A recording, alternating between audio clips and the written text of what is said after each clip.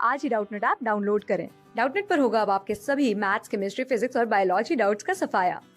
बस अपने क्वेश्चन की फोटो खींचो, उसे क्रॉप करो और तुरंत वीडियो सोल्यूशन पाओ। Download now.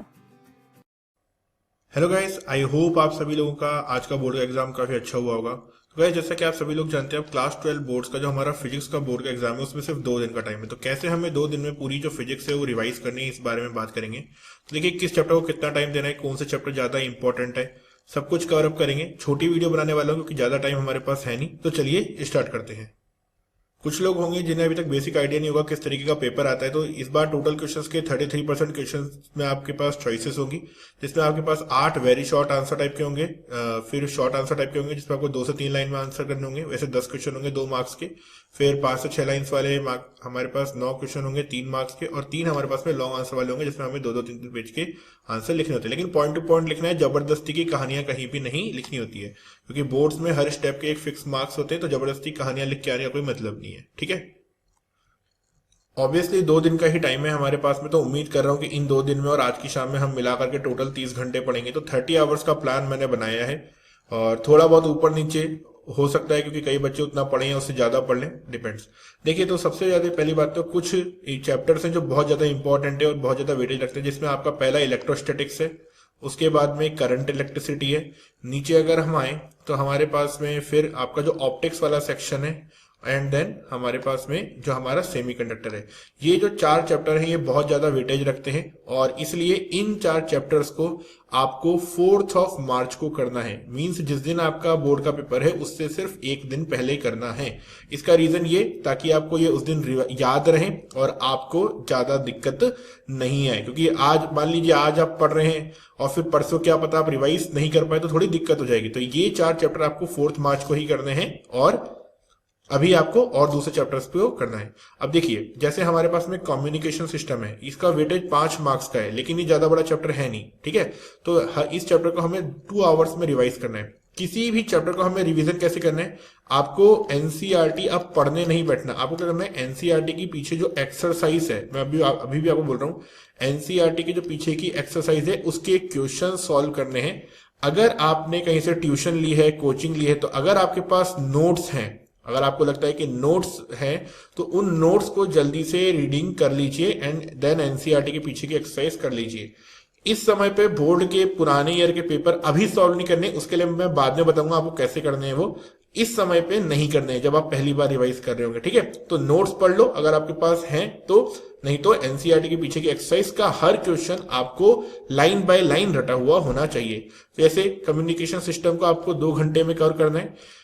अभी जिन चैप्टर्स के बारे में मैं बात कर रहा हूं उन्हें आपको आज शाम में या फिर कल में कंप्लीट कर देना है। जैसे एटम्स एंड न्यूक्लिया, ये बहुत ही इजी तो चैप्टर्स हैं, ये 3 घंटे में मिला के दोनों चैप्टर हो जाने चाहिए। अगर जल्दी हो जा रहे हैं, आपकी प्रिपरेशन अच्छी है तो बहुत ही अच्छी बात है, ठीक है।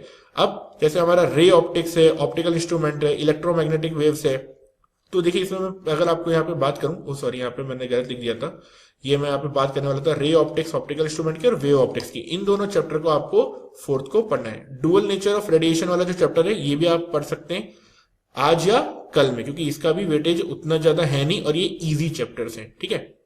अब यहाँ पे मैं कुछ और इंपॉर्टेंट बात बताना चाहता हूँ। जैसे आपका जो मैग्नेटिज्म वाला सेक्शन है, ध्यान से देखिए, ये वाला magnetic moving charges and magnetism, electromagnetic induction, electromagnetic waves and alternating current, इसे आप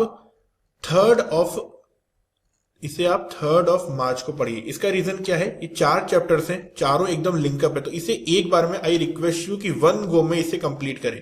अगर आप जैसे मान लीजिए कि पढ़ रहे हैं, जैसे आपने पहला चैप्टर पढ़ा फिर ब्रेक लिया, फिर चैप्टर पढ़ा फिर ब्रेक लिया, ऐसे मत करिएगा प्लीज। इन चारों चैप्टर का 1 गो में पढ़िएगा तो आप लेस टाइम में ये चैप्टर सारे कंप्लीट कर लेंगे। बोर्ड्स के लिए बोल रहा हूं ये मैं, तो एक ही बार में सारे निपटाने, रुक रुक के नहीं निपटाना है। तो अगर हम बात करें तो ये मैंने बता दिया है आपको किस चैप्टर को आपको कितना टाइम देना है। एक इंपॉर्टेंट बात मैं यहाँ पे और बोलना चाहूंगा, जैसे आप देख सकते हैं टोटल अभी हमारा जो टाइम टेबल बन रहा है वो 2 hour 2 hour 3 hour 3 hour 10 hours ही हो गया, देन 13 आवर्स 14 आवर 16 आवर्स, उसके बाद में 18, फिर 3 hour 21 hour and then 24 hours, और उसके बाद में हमारे पास में 25 आवर्स। तो अभी हमारा जो प्लान बन रहा है ये 25 आवर्स का प्लान है। अब इसमें एक इंपॉर्टेंट चीज, जैसा मैंने आपको पहले ही बोला, हम 30 आवर्स की बात करें तो अब आप जब 25 आवर में से कंप्लीट कर लेंगे, मुझे पता है कई बच्चे इसे 20 से 22 घंटे में ही कंप्लीट कर लेंगे अगर उन्होंने बोर्ड्स की प्रिपरेशन पहले से कर रखी है।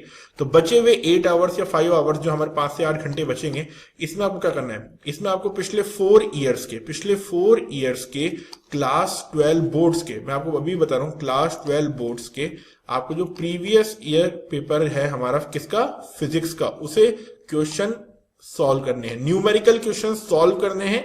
और बाकी जो थ्योरी वाले हैं उनका क्या करना है, रीडिंग करनी है। ध्यान रखना, रीडिंग करना बहुत जरूरी है, एक एक लाइन रीडिंग करनी है। इससे आपको 2 चीजें मिलेंगी, आंसर किस तरीके से लिखना है, और अब ऐसे फॉर एग्जांपल कई बच्चे ऐसे होंगे जैसे जिनकी करंट एंड इलेक्ट्रिसिटी वीक होगी, है ना, अगर आपको नहीं आती है तो भी कुछ ना कुछ बोर्ड कॉपी में लिख के आना है। जैसे फॉर एग्जांपल अगर मैं नीचे आऊं तो मुझे पता है कि जो बच्चे जेईई मेन सेंट्रिक पढ़ते हैं या नीट सेंट्रिक पढ़ते हैं, उनका कम्युनिकेशन सिस्टम का जो चैप्टर है बहुत वीक होता है।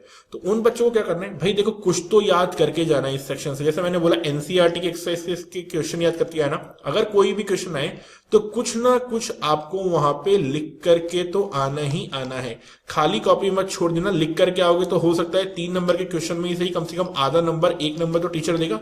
कुछ नहीं आने से कुछ आना बेहतर है। तो इस तरीके से रिवीजन करना है आपको, क्या करना है। और रिवीजन की टाइमिंग के बारे में बता देता हूं। जैसे अगर आपको पढ़ना है तो ऑब्वियसली अभी आप 1:30 बजे पेपर देके आएंगे तो 3-4 घंटे तो रिलैक्स चाहिए ही होता है। तो अगर आप 6:30 बजे भी पढ़ने बैठ रहे हैं या 7 बजे भी पढ़ने बैठ रहे हैं तो आज आप कम से कम 4 घंटे से 4 से 5 घंटे पढ़ने की कोशिश कीजिए।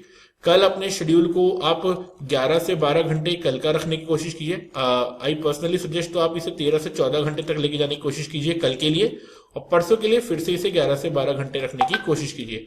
देन एग्जाम वाले दिन सुबह 1 से 1.5 घंटे अगर आप चाहें तो रिवाइज कर सकते हैं, अगर आप जल्दी उठते हैं तो। और अगर आप जल्दी नहीं उठते हैं तो इसको रहने दीजिएगा, अदरवाइज आपके ऊपर माइंड पे जबरदस्ती का प्रेशर बनाएगा। तो हमारा जो प्लान है आप देख सकते हैं 30 आवर्स का प्लान है। होपफुली आप इसे सही से इंप्लीमेंट करेंगे। और देखिए एनसीईआरटी की एक्सरसाइज करने के अलावा और कुछ मत करिएगा जबरदस्ती। आपके पास जो नोट्स हैं, आपको लगता है कि आपके टीचर्स ने बहुत अच्छे बनवाए तो आप उनको फॉलो करिए, एनसीईआरटी एक्सरसाइज फॉलो कीजिए। और कुछ मत करना, जबरदस्ती टाइम वेस्ट मत करना, टाइम बहुत कम है, कोर्स बहुत ज्यादा है। तो 2 दिन बचे हैं, फिजिक्स को फोड़ के आना है, सही से मेहनत करिए और टाइम बाय टाइम, क्योंकि मैंने आपको बताया 4 चैप्टर्स जिनकी मैंने बात की उनका वेटेज बहुत ज्यादा है, तो उनको प्लीज 4 मार्च को ही अच्छे से करना, ठीक है। पहले कर लो मुझे कोई दिक्कत नहीं, लेकिन 4 मार्च को एक बार उन पर नजर जरूर मारना, ठीक है।